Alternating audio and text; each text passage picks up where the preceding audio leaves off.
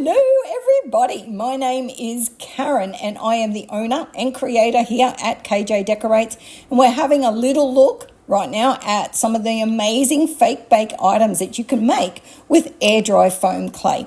So we're not going to get into any creative process today.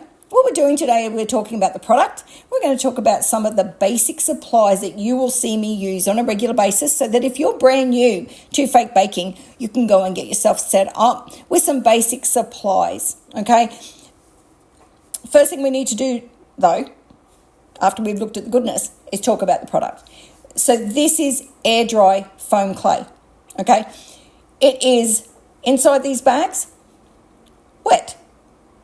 You can use it to roll out, you can use it to mold, you can use it to spread, we can use it to pipe. It has got so many different applications. So it comes in a variety of colours. This is just a few pastels, and you can see the full range on my website at KJ Decorates if you want to see all the colours, okay? But let's just start off simple.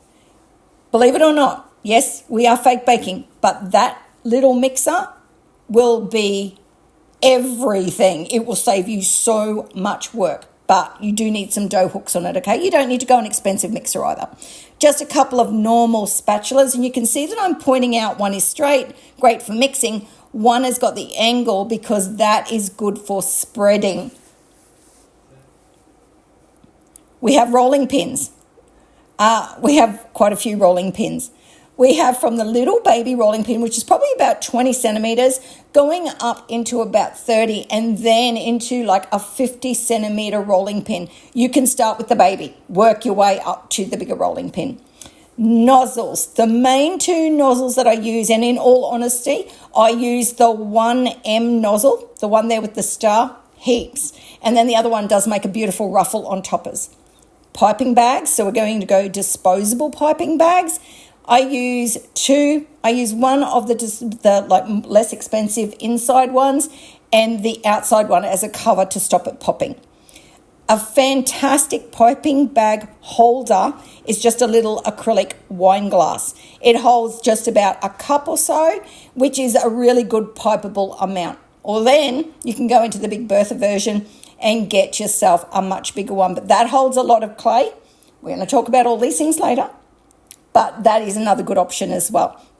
It does have room for all the nozzles around the outside. I never use it for that. I'm not that organised. A paintbrush, nice soft bristles, nothing too expensive, guys. And the reason is because you're going to use it with PVA glue, which is like a wood glue. And I can guarantee at some stage you're going to forget to wash your brushes out. So you don't need to get expensive ones. A water bottle, I do a lot of spritzing with water and it's great to have a water bottle. That one there is actually an oil bottle and it gives you a good squirt. This is just a basic canola oil that you use for cooking, and I use that to stop a lot of sticking and sometimes to help clay stop sticking to your tabletop, which we're going to talk about right now.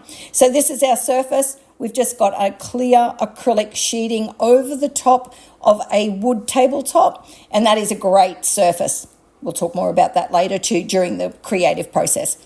You're also going to want a steel ruler, and a very flexible thin palette knife is also something that you will see me use all the time.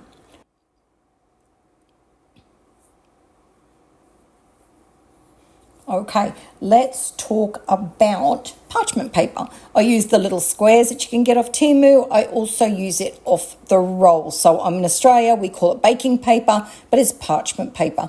I also use cling wrap, plastic wrap, saran wrap, depending on what country you're in. We use that as well. Now, let's talk cookie cutters. This is not a good example.